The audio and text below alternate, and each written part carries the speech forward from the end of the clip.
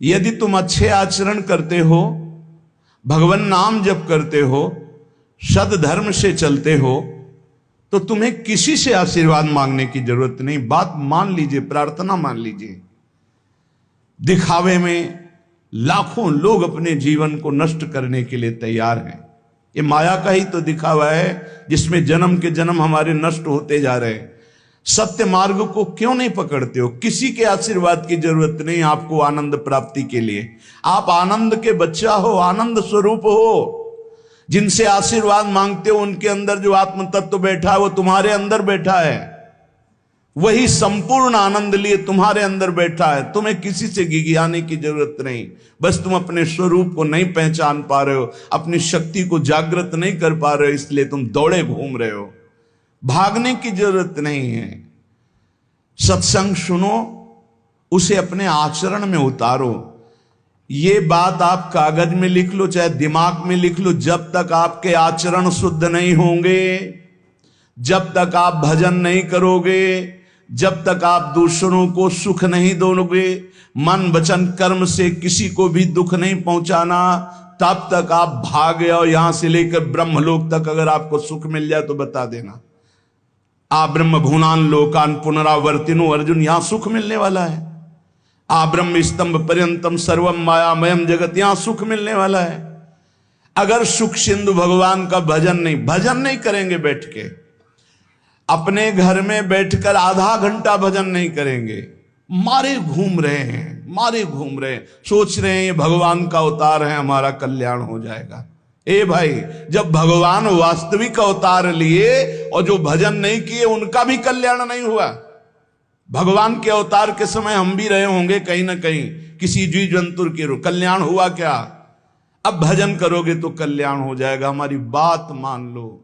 बार बार आपको कभी कड़वे शब्दों में, कभी मीठे शब्दों में बताते हैं, ए भाई, बचपन से भगवान के मार्ग में लगे हुए हैं, हमको अपना कर्म भोगना पड़ रहा है। जो शरीर रचना के समय रचा गया था वो सुखद या दुखद कर्म भोगना पड़ा। तो रामकृष्ण परमहंस जी के कैंसर था, भाई जी हनुमान प्रसाद पोद्दार जी के उदर में कैंसर था, बड़े बड़े महापुरुषों को भोगना पड़ा। तो प्रारब्ध को भोग लो।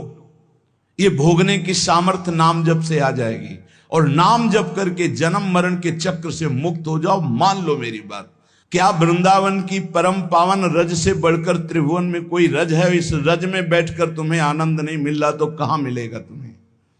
क्या भगवान नाम से बढ़कर कोई अमोघ शक्ति है जो भगवान को अधीन कर सके? सुमिर पवन सुत पावन नामो, अपने बस करी राखे रामो। लेकिन समझ में नहीं आता। ये जीव सोचता है कोई तपस्वी, कोई सिद्ध से हमारे दुख दूर हो जाएं। नहीं, भगवान के वचन सुन लीजिए। दैवी हेषा गुणमयी मम माया दुरत्तया, मामेव ये प्रपद्यन्ते माया में ताम तरंतिते। ये गुणमयी माया को पार करना बहुत कठिन है। एकमात्र उपाय है, मेरी शरण में आ जाओ। हरि शरणम श्री कृष्ण शरणम मम। जब तक प्रभु की शरण में नहीं तब तक माया मुक्त। पर समझ में नहीं आता। लोगों को ऐसा लगता है मैं जाऊंगा, आशीर्वाद मिलेगा, मैं सिद्ध हो जाऊंगा, सब दुख नष्ट हो जाएंगे। आप समझो, हमारी प्रार्थना को समझो। हम अंदर से पीड़ित होके बोल रहे हैं, आप लोग समझते नहीं हो। भगवान का भजन किए बिना कहीं भी भाग के चले जाओ, आपको शांति नहीं मिलेगी प्यारे। और घर में बैठकर यदि भजन करोगे तो घर तीर्थ हो जाएगा। घर में भगवान पधारेंगे, आप आनंदित हो जाओगे। संत संग का फल होता है भागना, मिट जाना।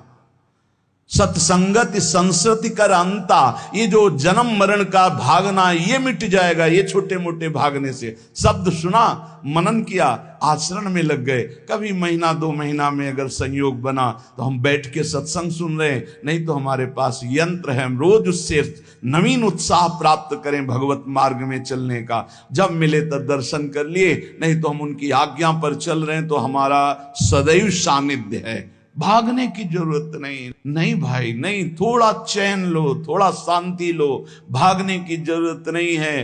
अंदर से भगवान को सुमिरन करने की जरूरत है। थोड़ा संयम में आओ।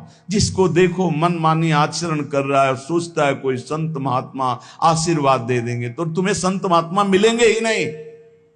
तुम करोगे पापाचरण तो संत महात्माओं का सानिध्य ही नहीं मिलेगा। पापवंत कर सहज स्वभाव, भजन मूर्ति भावन काऊ, जो पे दुष्ट हृदय सोई होई, मोरे सन्मुख आव की सोई। अच्छे आचरण करो, घर बैठे महात्मा मिल जाएंगे, कोई आ जाएंगे ऐसे तुम्हें कृतार्थ कर जाएंगे। कहीं तुम भेज दिए जाओगे जिनके वचन से तुम कृतार्थ हो जाओगे। हमारी प्रार्थना को मानिए, अपने इस अमूल्य मानव जीवन को कूड़ा करकट की तरह मत नष्ट कीजिए।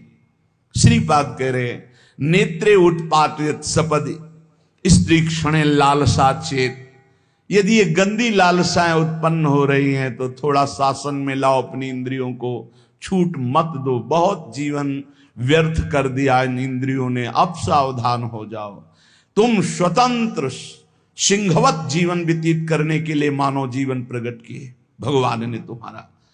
तुम इंद्रियों के गुलाम होकर, मन के गुलाम होकर, भोगों के गुलाम होकर के जीने के लिए नहीं आए हो मनुष्य देह में। देवता तरसते हैं इस मानव देह के लिए।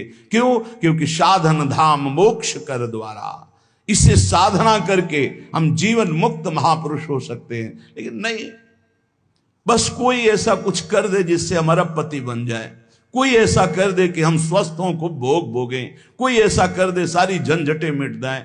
अरे औरों की तो बात जाने दो, भगवान जिनके घर में अवतरित हुए आप वहां दृष्टि डालिए। इतने बड़े भजनानंदी महात्मा वसुदेव और देवकी कंस कारागार में बंद किए हुए, भगवान पधार रहे हैं हथकड़ी बेड़ियों से जकड़े हुए। आप विचार कीजिए, भगवान के सिवा तुम्हें कोई बंधन मुक्त नहीं कर सकता। और सब तरंगे हैं, भगवान भगवान है, हमारी बात को समझ लो। भगवान भगवान है, भगवान के भाव में डूब करके सब भगवत स्वरूप हैं।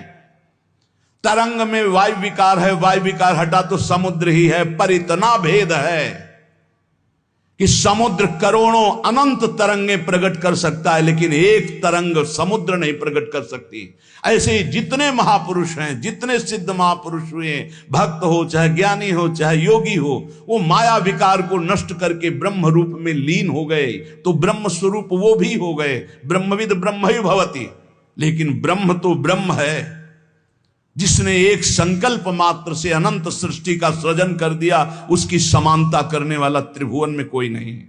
तो उन्हीं भगवान की, चाहे निराकार मानो, साकार मानो, सगुण मानो, निर्गुण मानो, उन्हीं भगवान की शरण में जाने के लिए सब संत महात्मा, और जो भगवान की शरण से अलग करके अपने को भगवान माने, तो हमें लगता है फिर बचना चाहिए ऐसे भगवानों से, जो अपने वचन से, अपने आचरण से, अपनी हृदय की भावनाओं से जीवों के माया जनित आकर्षण को नष्ट करके श्री भगवान से प्रीति करावे।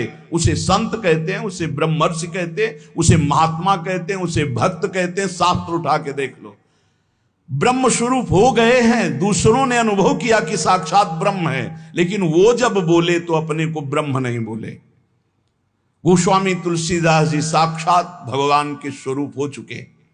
वो क्या कह रहे हैं? जो मैं अपने अवगुण कहूं, बाढ़े कथा पार नहीं लहूं, ताते मैं कछु अलप बखाने, थोड़े महू समुझे सयाने। कह रहे मैं अपने अवगुणों की यदि कथा कहूं तो ग्रंथ भर जाएगा। थोड़े बता दिए हैं कि मैं अवगुणी हूं, इसमें जो विवेकी जन हैं वो समझ पाएंगे मेरी बात को। क्या समझ पाएंगे?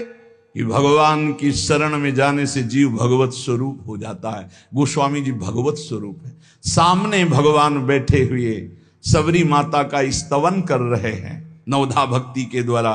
और सबरी जी ऐसा कह रहे, अधम ते अधम अधम अति नारी, तिन मां मैं मति मंद अघारी। ये है महापुरुष, भगवान के चरणारविंद की नाम की लीला कथा की वृत्ति हृदय में जिनके संग से जागृत हो, वही सत्संग है। हम लोग बड़े बावरे हैं। अरे तरंग कभी समुद्र प्रकट कर सकती है? सब तरंगे हैं, वायु विकार हटा समुद्र हो गई, मुझे कोई इस पे संशय नहीं। बूंद अलग है तो बूंद है, और समुद्र में गिर गई तो समुद्र है। लेकिन बूंद समुद्र नहीं प्रकट कर सकती। ऐसी करोड़ों अनंत बूंदे समुद्र से लहरों से ऐसे उठती रहती है। उनका नाम भगवान है, जिनसे अनंत महात्मा, अनंत ब्रह्म ऋषि, अनंत ब्रह्मांड सृजन, उन भगवान की शरण में जाने से इस माया से मुक्ति होती है। साहब समझ नहीं पा रहे। अरे जिनका नाम जप कर, जिनका चिंतन करके, जिनके आश्रय से जीव ब्रह्ममय हो जाता है, भगवत स्वरूप हो जाता है, वही तुम्हें करना है। यही सत्संग से प्राप्त होता है। अगर ये ना प्राप्त हो तो सत्संग नहीं है, वो कहीं ना कहीं घुमा करके हमको भटकाया जा रहा है। भगवान भगवान है, वही सबके हृदय में है। जो हृदयस्थ भगवान में तन्मय हो गया, उसमें और भगवान में अंतर नहीं, बिल्कुल मुझे संशय नहीं। पर भगवान भगवान हैं, इतना समझना पड़ेगा। उनके स्थान में कोई नहीं है, उनके समान कोई नहीं है, फिर उनसे बड़ा कौन हो सकता है। ये भोले भाले जीव समझते नहीं, भागे घूम रहे। उन्हीं भगवान का नाम जप करो, चीख चीख के कहते हर प्रश्न का उत्तर नाम है। अगर नाम जप करके देखो तो प्रश्न ही नहीं रह जाएगा, सब समाधान हो जाएंगे। और भागे घूमे तो कभी प्रश्न की कभी शांति नहीं होगी, संशय पर संशय उठता चला जाएगा। श्रीपाद कह रहे हैं, यदि हमारी इंद्रियां कुमार्गगामी हो रही तो हमें शासन में लेना चाहिए। शासन में नहीं लोगे तो शासन तुम्हें शासन में ले लेगा। दो शासन है, एक है राष्ट्रीय शासन, एक है भागवतिक शासन। भागवतिक शासन जब लेगा तो फिर कोई बचा नहीं सकता। इसलिए अभी अवसर है, निकल चलो, निकल चलो। भागने की कहीं जरूरत नहीं, किसी से आशीर्वाद नहीं मिलेगा। कब होगा? हम कह रहे राधा राधा जपो, अगर कल्याण ना हो जाए तो हमें बता देना। भगवान अर्जुन से क्या कह रहे हैं? सामने अर्जुन जी खड़े हैं, कह रहे हैं तुम मुझे तभी अनुभव कर पाओगे जब अनन्य चेता सततम यो माम स्मृति नित्य सा तस्याम सुलभा पार्थ। सामने खड़े हो, कह रहे सुलभ नहीं हूं मैं, सुलभ उनके लिए हूं जो मेरा अनन्य भजन करते हैं, अनन्य चिंतन कर। पकड़ी नहीं पा रहे, लाख सत्संग सुन रहे, पकड़ी नहीं पा रहे। बिल्कुल नहीं, ऐसे नहीं हो। थोड़ा विवेकवान हो, मनुष्य जीवन मिला है। ऐसा नहीं कि कोई तुम्हें प्रलोभन दे दे तो हम तुम्हारे रोग नष्ट कर देंगे, हम तुम्हें सिद्ध कर देंगे, हम तुम्हें धनी बना देंगे। हम कहते हैं कि हो सकता है 1000 जाते हैं, उनमें से 100 लोग ठीक हो गए हों। कैसे? पूर्व का पुण्य 100 का तुक्का लगा और ठीक हो गए। वो कहते हैं कि मैं कसम खा के कहता हूं मैं ठीक हो गया हूं। हम बिल्कुल 100% मानते ठीक हो गए, लेकिन उसके प्रताप से नहीं, आप अपने पुण्य प्रताप से ठीक हो गए। आपके ठीक होने का समय आ गया है, इसलिए आपका तुक्का लगा, आप गए, यश उसको मिल गया और आपका काम बन गया। हमारी बात को समझो। अपने लोग बहुत शास्त्र सम्मत, बहुत उसको सुलझ कर भगवत मार्ग को चल करके आपको बोल रहे हैं। अगर इन कर्मों को मिटाने के लिए जो हमारे शास्त्र बने हुए हैं उनके सिद्धांत के अनुसार चला जाए तो मिटा दिया जाएगा। लेकिन जब मिटाने की सामर्थ्य आती है तब लगता है अब इसको रख के क्या करेंगे, हमारे को तो प्रभु के पास जाना है, हमें तो दिव्य भाव देह प्राप्त है, हमें अपने स्वामी, अब इस शरीर का क्या करेंगे। तो जैसे सांप अपनी केचुल से संबंध नहीं रखता, ऐसे महापुरुष अपने शरीर से संबंध नहीं रखते। आप हमारी बात को समझ नहीं पा रहे, भटकते घूम रहे हैं, मारे घूम रहे हैं, क्लेश, अशांति, नाना प्रकार के दुख। अरे भाई, भगवान की शरणागति प्रतिपल परमानंद प्रदान करती है। क्यों नहीं शरण में हो जाते? क्या तुम्हारा पांच भौतिक देह नहीं? क्या हमारा पांच भौतिक देह नहीं? क्या तुम भगवान के अंश नहीं? क्या हम भगवान के अंश नहीं? अंतर क्या है? तुम संसार का चिंतन करते हो, भगवान का चिंतन करते हैं, तो क्या तुम भगवान का चिंतन करके नहीं बन सकते महापुरुष? क्या तुम स्वयं ऐसी शक्तियों को जागृत नहीं कर सकते?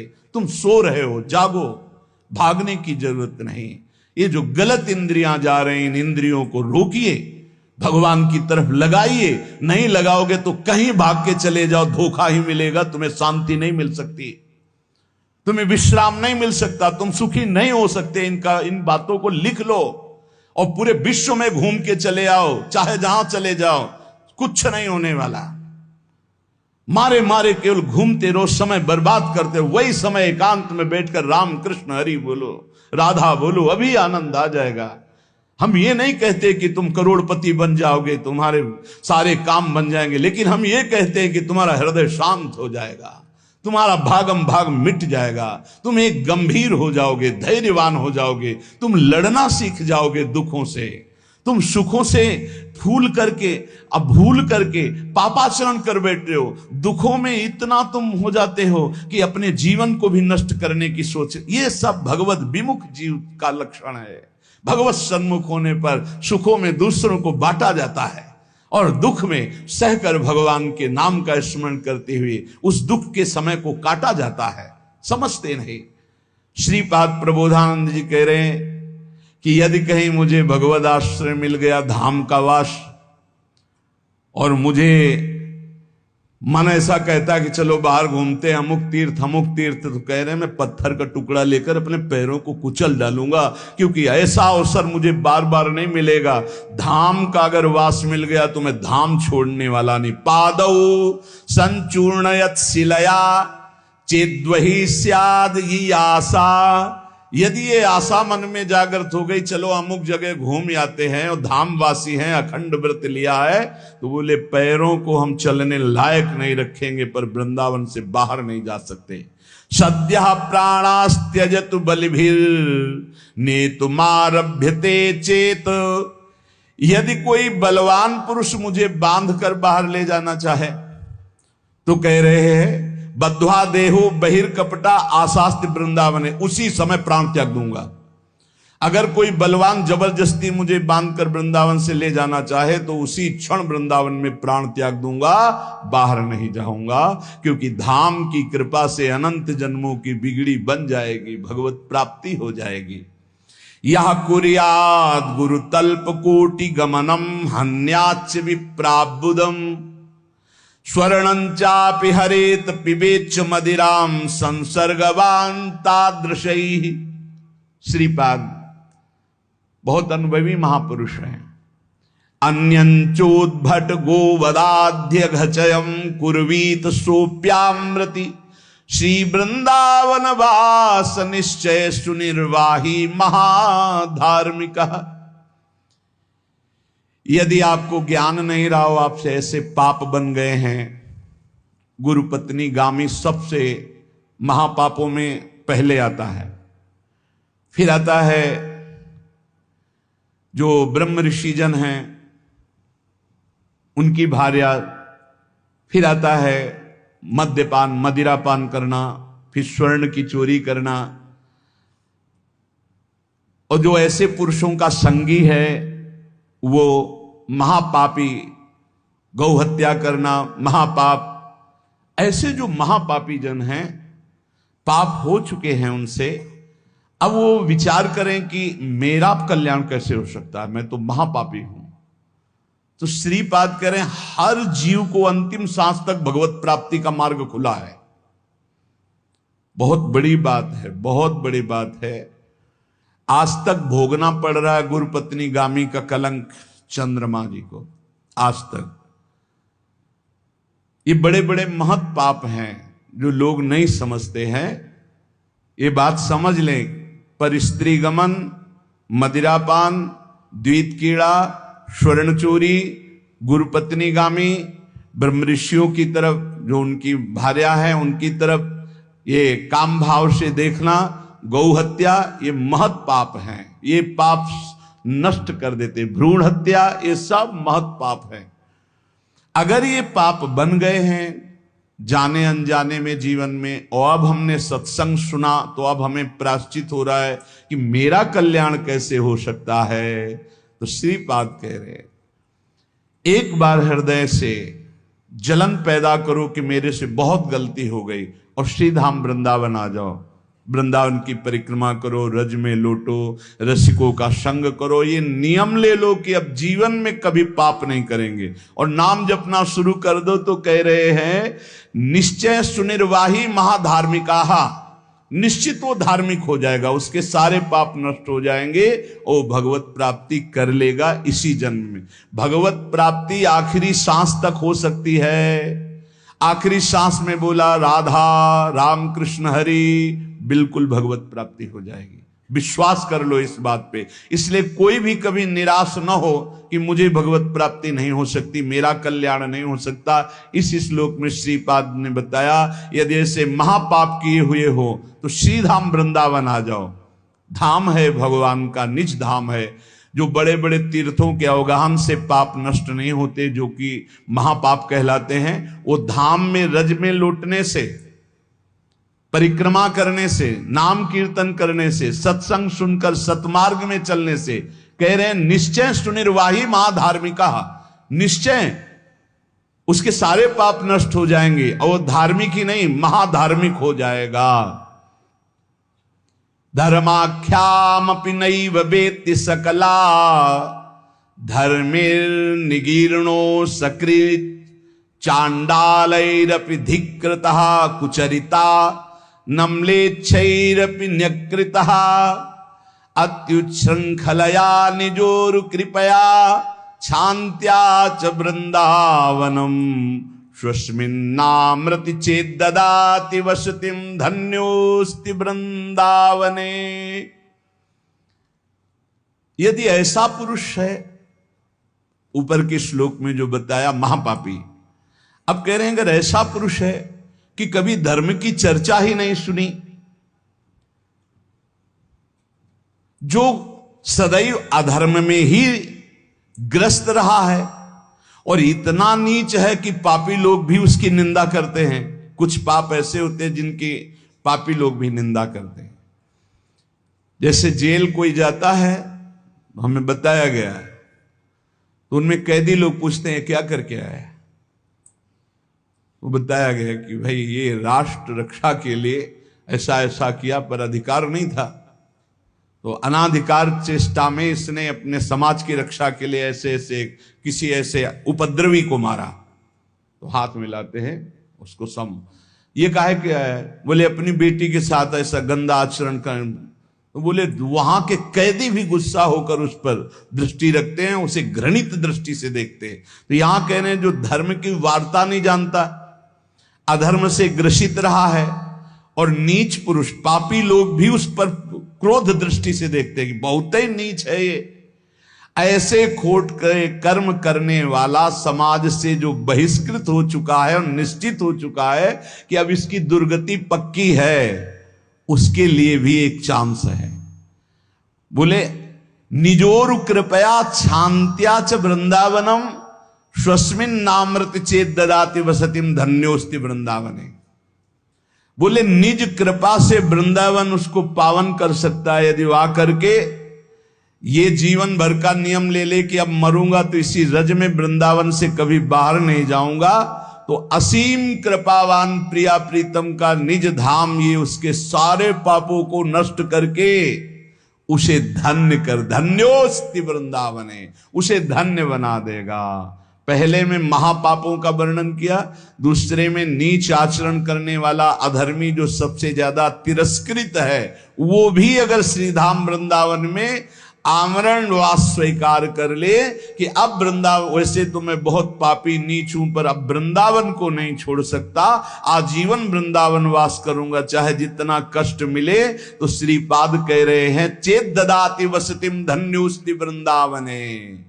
वो वृंदावन वास स्वीकार करने के कारण वृंदावन की कृपा से निष्पाप होकर धन्योस्ति, धन्य हो जाएगा, अर्थात उसको भी भगवत प्राप्ति हो जाएगी। कभी भी उपासक भेद मत में पढ़कर तर्क वितर्क न करे। हरिहर सब एक हैं, हरिहर सब एक हैं, जैसे पीछे कहा था ठाकुर ठाकुर सब एक है, संत संत सब एक, और जो संतन का सेवन करे सो जागे शुद्ध विवेक। ऐसे यहां कह रहे तुकाराम जी के हरिहर में भेद नहीं है, जो भेद फैलावे लड़ाई झगड़ा करे ऐसे से दूर रहना। मिठास में चीनी है, चीनी के खिलौने बने हैं, एक सवार बना हुआ है एक घोड़ा बना हुआ है, दोनों में चीनी क्या कम है क्या, बराबर चीनी है। चाहे घोड़े से शुरू करो तो मिठास, सवार से शुरू करो, दीपावली में आते ना बने, ऐसे ही चराचर जगत में सेवक स्वामी बना वही सच्चिदानंद है। हरिहराम भेद नाही नका करुम वाद, एक एकाचे हृदयम गोडी साखे रेचे ठाई। जहां हरिहर में कोई भेद करके निंदा करने लगे वहां से कान में अंगुली डाल के चल देना चाहिए। एक ही ये परम तत्व है, ये झूठ मूठ अज्ञानी जन बहस करते रहते हैं, इनके हृदयों में बिल्कुल भगवदानंद की मिठास नहीं है, इनकी बातें नहीं सुननी चाहिए। भेद करने वालों की दृष्टि में जो माया का पर्दा लगा हुआ है, भक्तों की दृष्टि में वो पर्दा नहीं होता। वो बेपर्द देखते हैं कि सर्वत्र एक ही भगवान विराजमान है।